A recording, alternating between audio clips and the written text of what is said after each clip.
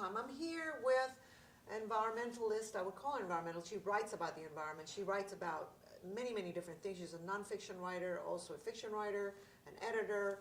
She also happens to be an associate professor at Rice University of Latin American literature and culture. She's lived in many parts of the world. Her degree is from Buenos Aires and also from Yale University. But today we're going to talk about one book. It's an academic book called Políticas, destrucción.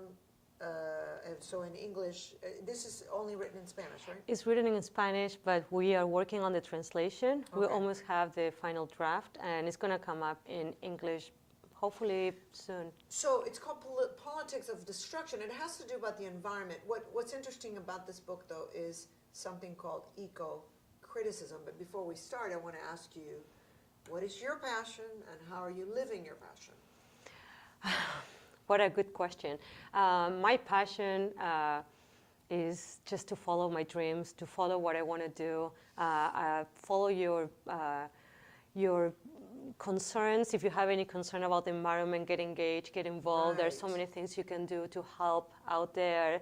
Yes. Teach your students, teach your kids, teach your friends, your neighbors about environmental problems, how to throw garbage, how to recycle, how to use less electricity. So I think like one of my passions is to teach my students to write about the environment and try to understand better, the world we live and what can we do to make it better. Okay. And that's why I found your book fascinating. And obviously it's an academic book, so not everybody can read it because there's a lot of research. Oh my God, so much research that went into this book. But I want you to describe, because this is an example of eco-criticism. Tell me what that is and why it's so important. So the starting point for the book was eco-criticism, which is a term that is coined, especially in the Anglo-American market, the academic market, around the 1990s is when the institutionalization of eco-criticism became more visible.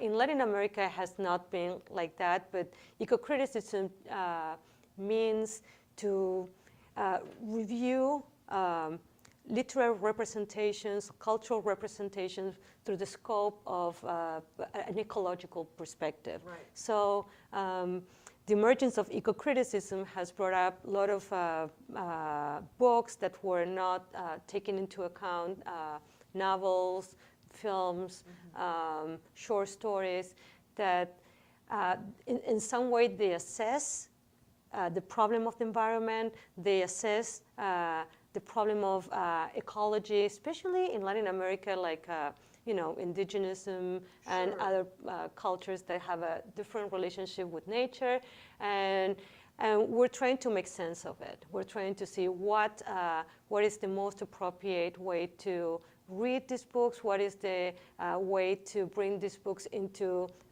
the society, and how we can help, not just from an academic perspective, but more from a citizen perspective, engage with the world. Well, and it's an interdisciplinary point of view, where yes. You're getting all these different intellectuals in different fields, whether it's literature, film, and treating the subject of nature and the environment.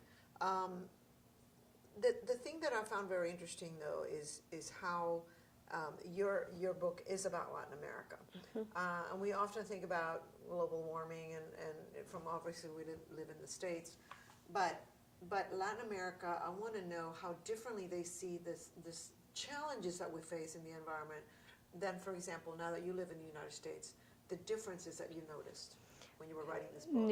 Yeah, and that's part of actually my goal when I am doing my research and when I'm writing. I was trying to basically departing from this eco-criticism that is, as I said, it's a concept and a way of understanding literature and culture that started, if we name it, particularly eco-criticism in the Anglo-American world. But my goal after was to see how much this term is appropriate to understand Latin American representations. We have a huge history of literature and cultural representations that are completely connected to the relationship with the environment, with nature. And my starting point was eco-criticism, but then I navigate a wide range of text to trying to understand what is the specificity of Latin Americanism. And in this book in particular, I focus in urban environmentalism. So I work with waste, garbage. I also work with landfills and specifically like recycling. And at the level of reality, there are many differences that I find between Latin America and the United States. Just to give you an example, the recycling in Latin America is something that happens just as a way of surviving.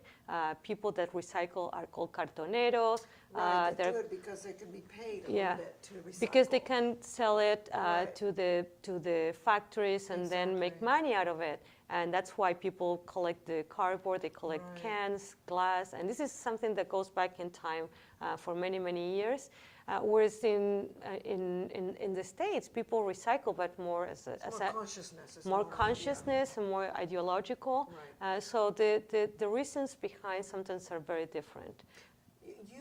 You're also very concerned about, and I don't know how many people know about this, is there's a Pacific garbage dump in the ocean that's become bigger and bigger and bigger, and there are even scientists studying it to see what they can do with it. What did you find about that, and how did that become part of this book, which is more about Latin America? It goes all back to what we discard. We don't have, we're not in the Pacific in particular, like what we have. We don't live, close to there. But we don't live close to that. But what I think, what we share in common, and this is a globalized phenomenon, is that we are constantly consuming and disposing objects, and we have no idea where those objects go. We constantly are buying packaged things that we have to, make sure that we'll recycle. I mean, we're constantly embedded in this society of consumption. We change clothing, we change cars, and everything, batteries, phones, computers, hospital hazard material, everything goes somewhere, and we don't know where it goes. And I think the relationship that you can use from that image that you just brought up is that everywhere we consume and we discard, and maybe we need to be more conscious about where our waste goes, and maybe be a little bit more careful with our consumption habits, because that always it could just create more remnants, and garbage is endless. Yeah. After writing this book, which was again highly researched, with you read, I don't know how many books you must have read to write this, but authors and people who write about the environment. Are you hopeful after you did this research, extensive research about, the politics of destruction? So I am hopeful, and I'm not. Depends on the day. I'm hopeful because I see a huge amount of people now. I published this in 2013, but the field of eco-criticism is growing enormously. There are more people interested in environmental studies, even not necessarily, from the humanities or the social sciences, but even the hard sciences. I have students that are more interested in working in environmental, renewable energy.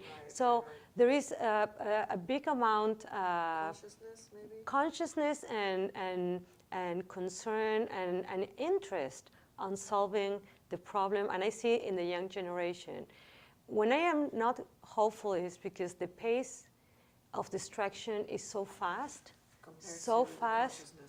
that there's species that are already disappeared, And if you research and you can share this with scientists, the pace of this destruction is very, very, very, very fast. So I don't know. It's sort of a yin and yang kind of thing. Yes. All right. Well, thank you so much, Gisela Heffes. Thank you very much for having me. And if you're interested in her work, you can find it under her name. She's written many different books. This one in particular is Politics of Destruction, Poetry of Preservation. It'll come out in English pretty soon. And of course, she's written many other books. So it's great to have you. Thank you. And thank you for joining us. And thank you for watching Passion Time. And we'll see you next time.